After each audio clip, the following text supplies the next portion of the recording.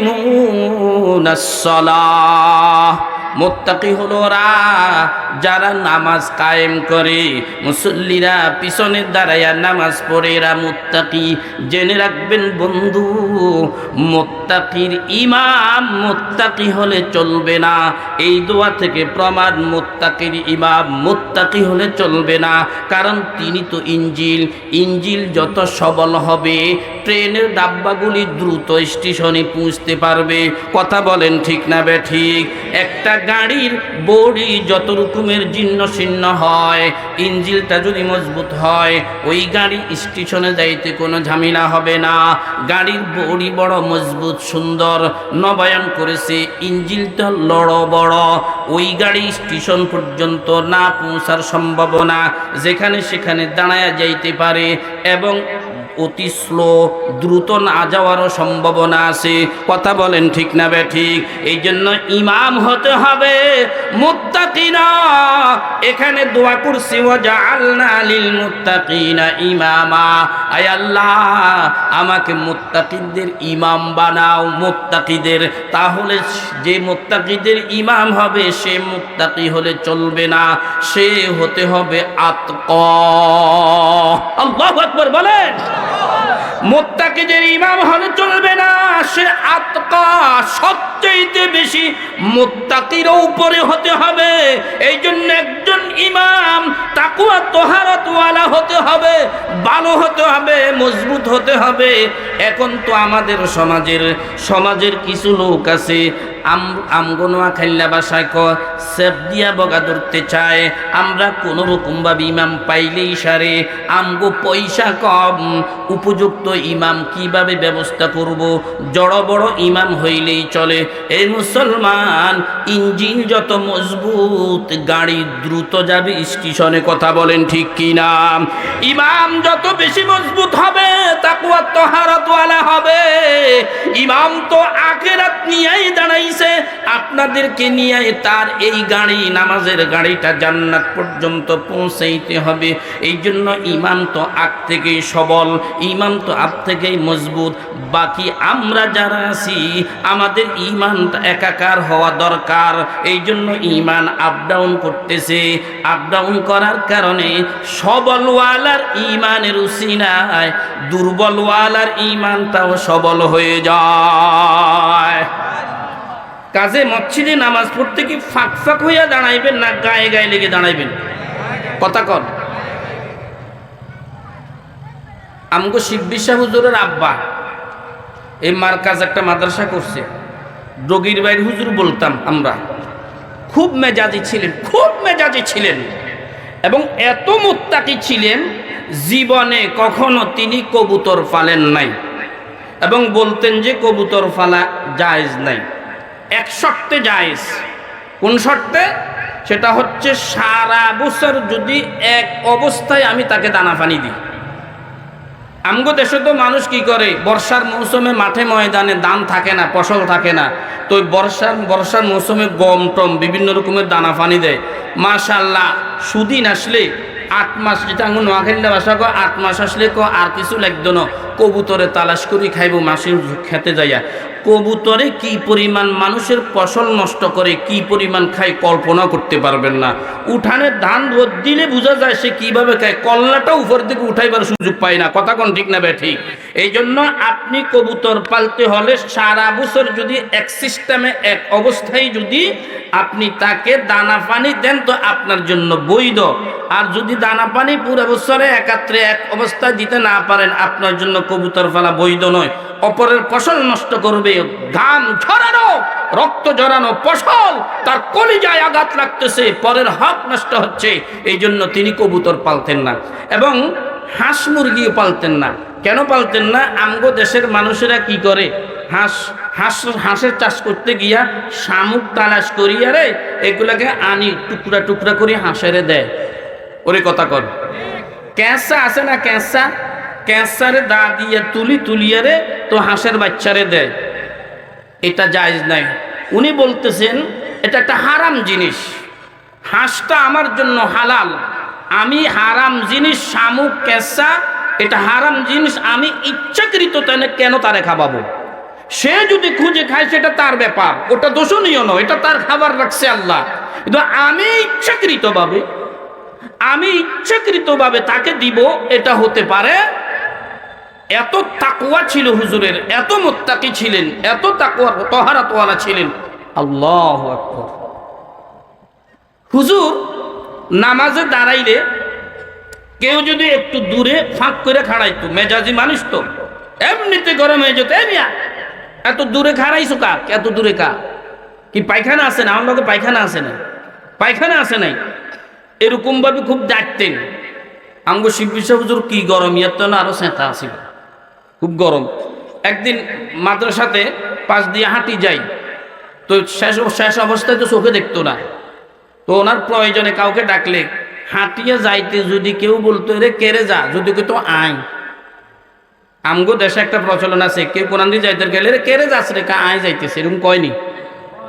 এটা বললেই সারে হুজুরের মেজাজ 100 দুটো। এই আমি কে রে, তুই কুত্তানি না বিড়াল না শুয়োর, তোর নাম নাই, তোর নাম নাই রে, তুই আয় কে? কথা তো বাস্তব, কি বলেন? কথাটা বাস্তব না? এরকম মেজাজি মানুষ ছিলেন। কেউ ফাঁক দিয়ে খাড়াইতো, একটু ফাঁক রাখতো, মেজাজ নামাজ ছাড়ে দিয়ে বলতে আমার গায়ে পায়খানা আছে নাকি, পায়খানা আছে নাকি, কেন ফাঁক করে দাঁড়াইলা, কেন ইবলিসের শত্রুর এখানে জায়গা দিলা, কেন তুমি রহমত থেকে বঞ্চিত হও? ঈমান কি তোমার সতেজ করার দরকার নয়? ঈমানটা কি তোমার মজবুত করার দরকার নয়? নামাজটা কি তোমার মজবুত করার দরকার নয়? তোমার নামাজের খবর আছে না আমার নামাজের খবর আছে, কেন ফাঁক করে দাঁড়াইলা? এই জন্য জামাতের সাথে নামাজ পড়তে গিয়া আমরা গায়ে গায়ে লেগে দাঁড়াবো। কেন? ওই সময় ইমানটা আপ ডাউন হয়। ইমান কি হয়? সবলওয়ালার ইমানের কারণে দুর্বলওয়ালার ইমানটাও সবল হয়ে যায়। 2 নাম্বার, আপনারা ওয়াজ শুনতে এসেছেন, সাহাবায়ে কেরাম ওয়াজ শুনতেন, আমার নবীও ওয়াজ করতেন। কথা বলেন ঠিক না বেঠিক? সাহাবায়ে কেরাম যে ওয়াজ শুনতেন, আল্লাহু আকবার, তাদের ওয়াজের শোনাটা ছিল। এই জায়গায় যদি একটা চুমুক ম্যাগনেট রাখা হয়, ছোট ছোট কিছু যদি এই লোহার গুঁড়া এইদিকে লাগান রাখা হয়, এই ম্যাগনেটটা এখানে রাখার সাথে সাথে চতুর্দিক থেকে লোহার টুকরাগুলি এসে ম্যাগনেটের সাথে মুহূর্তের ভিতরে লেগে যাবে। কথা বলেন ঠিক না বেঠিক? সাহাবায়ে কেরাম আল্লাহ পাকের নবী ওয়াজ করতেন এইভাবে, ম্যাগনেট যেইভাবে চুমুক যেরকম লোহাকে টানে, এইভাবে আকর্ষণ করে টাইনা লোহার সাথে আর চুমুকের সাথে যেরকম মিশ্রণ, সাহাবায়ে কেরাম গায়ে বসতেন, গায়ে গায়ে লেগে বসতেন, মিশে বসতেন, এমনভাবে বসতেন মনে হচ্ছে যেন হাফেজ হাদিস হযরতে আবু হুরায়রা রাদিয়াল্লাহু তাআলা আনহু বলেন, হযরতে আনাস ইবনে মালিক রাদিয়াল্লাহু তাআলা আনহু বলেন, পাখিরা মাথার উপর বসে পায়খানা করে চলে যেতে পারবে, তারপরও অনুভব করা যাবে না এরা কি মুর্দা না জিন্দা। ইমানটা আপ ডাউন হয়। ও মুসলমান, কোরআনের আলোচনা শুনতে গেলে গায়ে গায়ে লেগে বসে দুনিয়ার নেতা নেত্রীদের মাজমার মতো ছিটা বিটা হয়ে বসা যাবে না। গায়ে গায়ে লেগে বসলে ইমানটা আপ ডাউন হয়। সবলওয়ালার ইমানের কারণে দুর্বলওয়ালার ইমানটাও সবল হয়ে যায়। আমগো ইমানের সবলতার দরকার আছে না নাই? না হয় কালবৈশাখী শুরু হইয়া গেলে টিকা বড় মুশকিল। আর ওই কালবৈশাখী লাগবে না, এখনো তো যেইভাবে কালবৈশাখী শুরু হইয়া গেছে, নাস্তিক মুরতাদ বেঈমানদের মুসলমানদের সন্তানগুলোকে কিভাবে নাস্তিক বানানো যায়, বেঈমান বানানো যায়, হাজারো কৌশলের ভিতরে এটাও একটা কৌশল। মানুষ নাকি বানর থেকে এসেছে। কথা কন, মানুষ কি বানর থেকে আসছে? হ্যাঁ, দেখছেন নি? তাদের হুঁশ নাই, তাদের বিরাম নাই, তাদের স্থিরতা নাই, জিরান্তি নাই। আল্লাহ পাক আমাদের সকলের ঈমানকে সতেজ এবং মজবুত করুক, বলুন আমিন। আমি একটা বিষয়ের উপর আলোচনা করব। আয়াত পড়েছি এবং একটা হাদিস পড়েছি, সেটা হলো আখিরাতের মুদ্রা কি, আমরা কিভাবে অর্জন করব। পৃথিবীতে চলতে হলে মুদ্রা আছে না নাই? জোরে কোন, মুদ্রা লাগে কি লাগে না? মুদ্রার এক এক দেশের এক এক নাম। যেই মুদ্রা ছাড়া আমগো দেশে কয় টাকার কাম গপ্পে সারে না, এই কথাটা প্রচলন আছে না নাই? আপনার যেখানে টাকা সেখানে গপ্পে কাজ সারবে না মিয়া। পৃথিবীটা মুদ্রা ছাড়া চলতে পারে না। এক এক দেশের মুদ্রার এক একটা নাম। বাংলাদেশের মুদ্রার নাম হলো টাকা, ঠিক না বে ঠিক? পাকিস্তানের মুদ্রার নাম হলো রুপিয়া। এ বন্ধু, লন্ডনের মুদ্রার নাম হলো পাউন্ড, সিঙ্গাপুরের মুদ্রার নাম হলো কারেন্সি, কুয়েতের মুদ্রার নাম হলো দিনার, আরব আমিরাতের মুদ্রার নাম হলো দেরহাম, সৌদি আরবের মুদ্রার নাম হলো রিয়াল, আমেরিকার মুদ্রার নাম হলো ডলার, যেটাকে বিশ্ব মুদ্রা বলা হয়। এক একটা দেশের এক একটা মুদ্রা আছে, মুদ্রার নাম আছে। এমনি ভাবে আমার বন্ধু, এই দেশে যেরকম মুদ্রা ছাড়া মানুষ চলতে পারে না, এই দেশ থেকে বিদায় নিয়ে আরেকটা দেশে আমাদেরকে যাওয়া লাগবে। ওই দেশটাকে বলা হয় আলমে আখেরাত, পরজগৎ। এই দুনিয়ার জগৎ থেকে বিদায় নিয়ে পরজগতে সবাইকে পাড়ি দেওয়া লাগবে কি লাগবে না? এখানে চিরকাল কেউ থাকতে পারবে না, থাকার চেষ্টা করলেও থাকা যাবে না। গত ডিসেম্বর মাসের 21 তারিখে একজন আল্লাহর গোলাম তার বাবাকে বাংলাদেশ শেষ করেছে, ভারত শেষ করেছে, এবার লন্ডন নিয়ে গেছে বাবাকে বাঁচিয়ে রাখবে। 40 লক্ষ টাকা মানি এক্সচেঞ্জের মধ্যে পরিবর্তন করে লন্ডন নিয়ে গেছে, বাবাকে বাঁচাইবে। 35 লক্ষ টাকা শেষ হইয়া গেছে। এরপরে বাবাকে হাত ধরে রাখতে পারে? পৃথিবীতে চিরকাল কেউ থাকতে পারে নাই, পারবে? জোরে কন। ক্ষমতার বলে, টাকার বলে, জনবলে? কোনোভাবেই না। ক্ষমতার বলে যদি থাকতে পারতো তো ফেরাউন থাকতে পারত, টাকার বলে যদি থাকতে পারতো তাহলে কারুন থাকতে পারত। ওরে কথা কন। আচ্ছা, আর কিছু নাও, চির অমর হয়ে থাকার জন্য যদি থাকতেন আমাদের নবী থাকতে পারতেন, তিনিও তো নাই, আছে। পৃথিবী থেকে বিদায় নেওয়া লাগছে। চুকাতেমুল আম্বিয়া হামরফ তেকাসে বাকি নামি মানাদ বজুজ জাতে মুকদ্দাস কাদের কাইয়ুম সমদানি লাউ কানাতিদ দুনিয়া বাকাআন লিসালিকিন লাকানা রাসূলুল্লাহি ফিনা মুকাল্লাদা ওয়ামা আহাদুন ইয়ানজু মিনাল মাউতি সালিমা ওয়াসাহমুল মানায়া কাদ আসাবা মুহাম্মাদা সাল্লাল্লাহু আলাইহি ওয়াসাল্লাম। আমার ভাইরা, আখিরাতের জগতে, পর জগতে আমাদেরকে যাওয়া লাগবে, ইচ্ছাই হোক অনিচ্ছাই হোক। এই দেশে চলতে গেলে যেরকম মুদ্রার প্রয়োজন, ওই দেশেও আপনার আমার প্রত্যেকের মুদ্রার প্রয়োজন। এক দেশের মুদ্রা আর এক দেশে চলে না। বাংলাদেশের টাকা পাকিস্তান চলে না, বাংলাদেশের টাকা সৌদি আরব চলে না, বাংলাদেশের টাকা আমেরিকা চলে না। আপনাকে যদি সৌদি আরব হজে যেতে হয়, উমরায় যেতে হয়, মানি এক্সচেঞ্জে গিয়া আপনাকে ব্যাংকের মাধ্যমে, মানি এক্সচেঞ্জের মাধ্যমে পরিবর্তন করতে হবে। ওই দেশের টাকা আপনাকে নিতে হবে। কথা বলেন ঠিক না বে ঠিক? এই জগৎ থেকে ওই জগতে যাবেন বন্ধু, ওই জগতেরও আপনার দুনিয়ার টাকা চলবে না। আপনি কোটিপতি, আপনার ব্যাংকের টাকাগুলো যদি কবরে ঢুকায়া দেয় কাজ হবে না। এটা মানি এক্সচেঞ্জ লাগবে। মানি এক্সচেঞ্জ হলো এই কোরআনের মাদ্রাসা। এখানে যদি আপনি অর্থ করি দেন, আল্লাহ পাক পরজগতের আপনার মুদ্রার ব্যবস্থা করবে। ওই পরজগতের মুদ্রার নাম হলো আমাল সালেহ, নেক আমল। সুবহানাল্লাহ বলেন।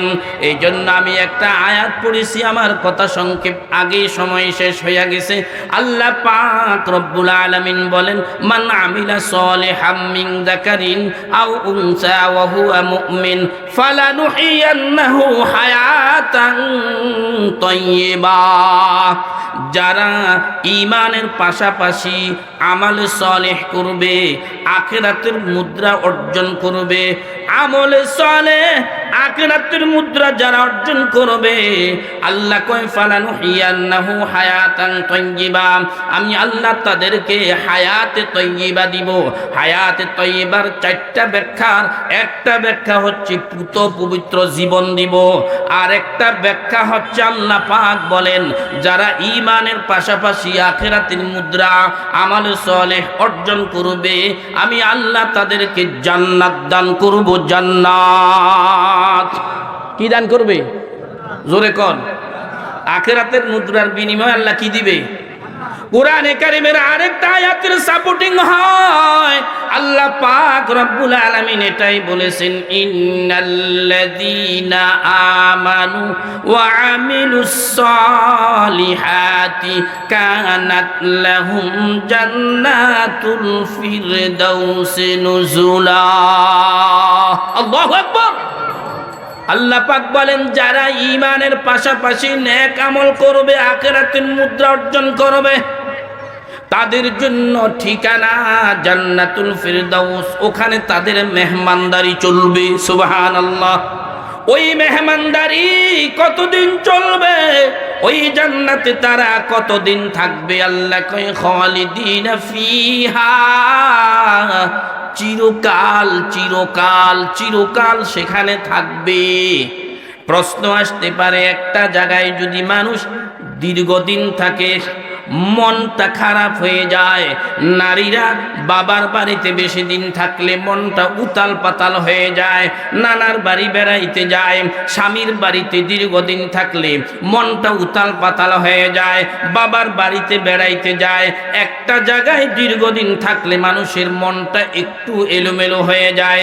এই যে জান্নাতি চিরকাল থাকবো, সেখানে কি মনটা উতাল পাতাল হবে নাকি? ওখান থেকে বাহির হইতে চাইবে নাকি? আল্লাহ জানায়া দিছে, না না, লা ইয়াবগুনা আনহা হিওয়ালা। ওই জান্নাত থেকে কেউ বাহির হইতে চাইবে না, পরিবর্তন হইতে চাইবে না, ওখান থেকে স্থানান্তরিত হইতে চাইবে না। ওই জান্নাতের বাড়ির মেহমান হতে হলে আখিরাতের মুদ্রা নেক আমল অর্জন করা লাগবে, আমল সালেহ আমাকে আপনাকে উপার্জন করা লাগবে। কথা বলেন ঠিক না ঠিক? এরে বন্ধু, দুনিয়ার জমিনে যেরকম টাকার কাম গপ্পে সারে না, ময়দানে মাহশারে ও আখিরাতের মুদ্রা ছাড়া তোমার গপ্পে কাম সারবে না। এই জন্য হাদিসে পাকের মধ্যে আসছে, একটা লোক নেক আমল করেছে, তার আখিরাতের মুদ্রা উপার্জিত হয়েছে 99টা, আর একটা গুনাহের আমল নামার মধ্যে জড়ো হইয়া গেছে। একটা নেক আমল আখিরাতের মুদ্রা শর্ট হইয়া গেছে, আল্লাহ পাক ওজন দিয়া দিছে। একটা আখিরাতের মুদ্রা আমল সালেহের কারণে এখন সেই জান্নাতে যাওয়ার জন্য আর সুযোগ পায় না। আল্লাহর কাছে অনুনয় বিনয় করতেছে, মাবুদ 99টি মুদ্রা নিয়ে আসলাম, নেক আমল নিয়ে আসলাম, একটা মুদ্রা শর্ট পড়েছে, এটা তুমি কোন রকম ভাবে আমার আমল নামায় পুরায় দাও না। আল্লাহ পাক রব্বুল আলামিন বলবেন, এটা ইনসাফের আদালত, এখানে কোন রকমের বেইনসাফি করা যাবে না।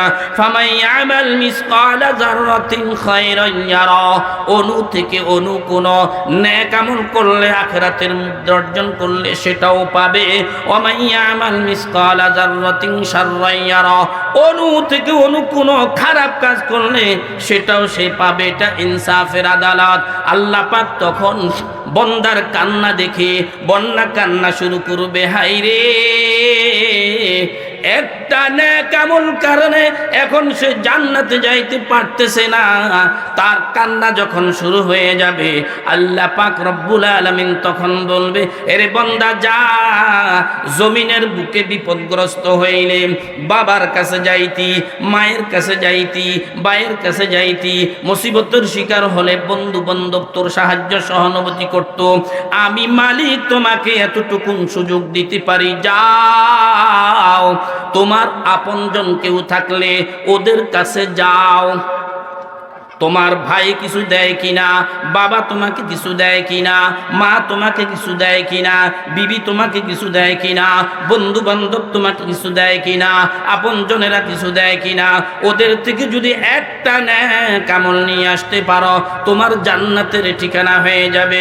মদিনার নবী বলেন এই 99টি নেকওয়ালা একটা মুদ্রা শর্ট হওয়ার কারণে ময়দানে মাহশারে শুধু চিৎকার করতে থাকবে, দৌড়তে থাকবে, বাবার কাছে যাবে, বাবা তখন সন্তান বলি পরিচয় দিবে না, মায়ের কাছে যাবে, মা পরিচয় দিবে না, অস্বীকার করবে আমি তো জীবনে বিবাহ বসি নাই, সন্তান পাবো কই, ভাইয়ের কাছে যাবে, সবাই ভাগতে থাকবে, ভাগতে থাকবে।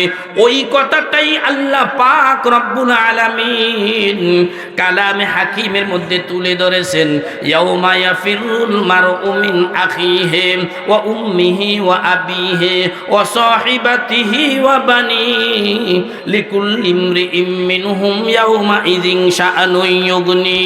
বাপ বায়ো মা বহনো ফরজন্দ জন আর यार গার, বাপ বায়ো মা বহনো ফরজন্দ জন আর यार গার, आशिक माशूक नौकर बंदाए खिदमत गुजार, काम आएगा नहीं हर एक जुदा हो जाएगा, काम आएगा नहीं हर एक जुदा हो जाएगा, बोल के हर एक उज़्व दुश्मन जान का हो जाएगा, बोल के हर एक उज़्व दुश्मन जान का हो जाएगा। কেউ তো পরিচয় দিবে না, ভাগবে, এক পর্যায়ে দুশ্মন হয়ে যাবে, না জানি রে আমি যদি নেক দিয়া দিই, আখিরাতের মুদ্রা দিয়া দিই, আমাকে আবার জেলখানায় যাওয়া লাগে কিনা। ওই দিন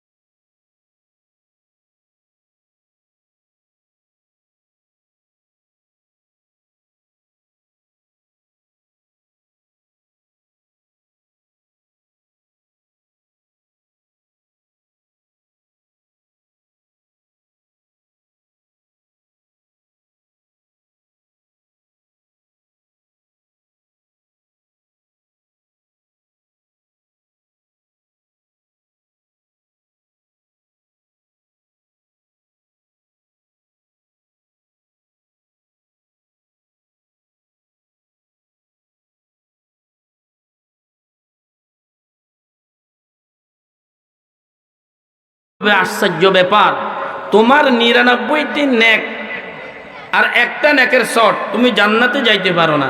আমার জীবনের মাত্র শুধু একটা নেকি আর 99টি গুনাহ। তো আমি তো জান্নাতের আশাও করতে পারি না, জান্নাতের আশাও করতে পারি না। তো আমি আর একটা নেক দিয়ে কি করবো? তুমি 99টি নেক পাইয়া যাইতে পারো না, আর আমি 99টি গুনাহ, মাত্র নেক কয়টা? ধরেন না 1 টাকা, 1 টাকা দিয়ে আমি আর কি করবো? তো দরকার নাই, থাক। তারপরও তুমি পার হয়ে যাও, তুমি শান্তি পেয়ে যাও, তুমি জান্নাতের মেহমান হয়ে যাও, আমি চাই। এই একটা নেক তোমারে দিয়া দিলাম, যাও আল্লাহরে বললিও বলে অমুকে দিছে। একটা নেক পাইছে, লোকটার খুশির সীমা আছে? কথা কন। ভাই বেড়াদার আত্মীয় স্বজন মা বাবা সবাই তাকে তাড়াইয়া দিছে, সবাই ভাগতেছে, এই একটা লোকে একটা নেকি দিছে। এই নেকিটা পাই আল্লাহ রে কয়, আল্লাহ আমার 100 নেকি পুরা হইছে। আল্লাহ তো সব দেখে, আল্লাহ সব জানে, এরপরও প্রেমের অভিনয় করে বলবে, কিরে বান্দা, এই কঠিন মুহূর্তে একটা নেকি তোরে কেডা দিল, কেডা দিল? তখন বলবে, আল্লাহ তোমার অমুক গোলামের 99টি গুনাহ, একটা নেক আছে। আমার জুবান দিয়া যখন শুনছে আমি 99টি নেক নিয়েও পার হইতে পারি না, এবার লোকটা আমার উপর দয়া করে কয়, আমার ঠিকানা তো জাহান্নাম ছাড়ার কিছুই না, এই একটা নেক তুই নিয়ে নে, তুই পার হয়ে যা, তারপর তোর শান্তির ফয়সালা হোক, আমি তো জাহান্নামে যাওয়াই লাগবে। আল্লাহ পাক রব্বুল আলামিনের দয়া মায়া প্রেম মহাব্বত আর ভালোবাসার কুদরতি সমুদ্রের মধ্যে তখন ঢেউ খেলবে, জোয়ার এসে যাবে। আল্লাহ পাক রব্বুল আলামিন ওই লোকটাকেও ডাক দিয়া বলবে, আয় আয় বান্দা আয়, তুই তারে একটা নেক দিয়া দিলি, একটা নেকের কত দাম? লোকটা বলবে, আল্লাহ 99টি নেক নিয়ে পার হইতে পারে না, আমি একটা নেক দিয়া কেমনে পার হইব? এই জন্য তোমার বন্দা শান্তি পেয়ে যাক, তোমার বন্দা মুক্তি পেয়ে যাক, আমি তাকে পার কইরা দিই। ঠিক আছে, তার একটা নেকের শট আমি দিয়া দিলাম তাকে পার করার জন্য। আল্লাহ কইরে, বান্দা এই কঠিন মুহূর্তে সবচাইতে দয়ার সাগর আমি আল্লাহ, তুই যখন দয়া দেখাইতে পারলি, তোর এই দয়ার কারণে আমি আল্লাহ তোকেও জান্নাতের মেহমান বানায়া দিলাম। আনোয়ার শাহ কাশির রহমতুল্লাহ আলাইহি বলেন, এই লোকটাকে একটা নেক দিয়ে দিছে, দয়া করেছি 99টি গুনাহ নিয়ে, এখন সে একটা নেক দেওয়ার কারণে সে এখন জান্নাতি হইয়া গেছে। তো এই লোকটা হলো ওই লোক, যেই লোক দুনিয়ার জমিনে বহু অন্যায় অপরাধ করেছে, গুনাহ করেছে, তবে এই লোকটি কোরআনকে মহাব্বত করত, কোরআনের কারখানায় সাহায্য সহানুভূতি করেছে, তার গুনাহের কারণে ওইগুলি তুষের আগুনের মতো সব শেষ করে দিছে। একটা নেকি কোরআনের মহাব্বত, একটা নেকি কোরআনের মহাব্বত, এই মহাব্বতটার কারণে লোকটা এই নেক ওকে দেওয়ার কারণে আল্লাহ পাকের দয়ার সাগরে জোয়ার এসে গেছে। 99টি গুনাহ থাকা সত্ত্বেও আল্লাহ পাক তাকেও মাফ কইরা জান্নাতের মেহমান বানাবি। সুবহানাল্লাহ বলে। এই জন্য আখিরাতের মুদ্রা নেক আমলের দরকার আসেনি? কথা বলেন, দরকার আসেনি? এখন হায়াত অনুসারে তো নাই, কি পরিমাণ নেক আমল, কি পরিমাণ নেক আমলের দরকার, আখিরাতের টাকার দরকার। বাংলাদেশের সবচাইতে বড় কোটিপতি, প্রধান কোটিপতি, সেও আরো টাকা চায়, আরো মুদ্রা চায়। আখিরাতের জগতে তো মুদ্রার কি পরিমাণ প্রয়োজন, টাকাওয়ালারা সবাই মহাব্বত করে। আখিরাতের জগতেও যে বেশি নেক আমল নিয়ে যাবে তাকে সবাই মহাব্বত করবে, আমার আল্লাহও মহাব্বত করে। ইন্নাল্লাযীনা আমানু ওয়া আমিলুস সালিহাত সায়াজআলু লাহুমুর রহমানু বুদ্দা, যে ঈমানের পাশাপাশি আখিরাতের মুদ্রা নেক আমল অর্জন করবে, আল্লাহ পাক তাকে মহাব্বত করে, ভালোবাসে, ওই লোকটাকে হাসরবাসী সবাই ভালোবাসবে। এরে বন্ধু, আমরা তো পারি না ওই নেক আমল আখিরাতের মুদ্রা অর্জন করার জন্য। ঈমান দুর্বল, কত রকমের গুনাহ হয় আমাদের জীবনে। এখন এই গুনাহ নিয়ে কবরে যাবে তো নেক আমলের ঝুলি আমার শূন্য, গুনাহের ঝুলি আমার ভারী, পার হওয়ার কোনো উপায় নাই। এই জন্য আল্লাহ পাক দয়া করে, মায়া করে 3টা কোট খোলা রাখছেন বন্দার উপর দয়া করে। তিনটা কোডের একটা কোডের নাম হলো মিন সাদাকাতিন জারিয়া। আমার বন্দা যদি নাকি জমিনে থাকা অবস্থায় মাদ্রাসা মক্তবে দান দক্ষিণা করেছে, রাস্তা করে দিয়েছে, ফুল কালবেট কইরা দিছে, যাত্রী ছাউনি কইরা দিছে, মাদ্রাসায় কিতাব কিনে দিছে, লিল্লা বোর্ডিং এ তা চাউলের ব্যবস্থা করছে, এতিম অসহায় গরিবদের ইলমে দ্বীন শিখার সুব্যবস্থা করেছে, এই লোকটি জমিনে থাকা অবস্থায়ও তার পেনশনের কোড চালু হয়ে যাবে।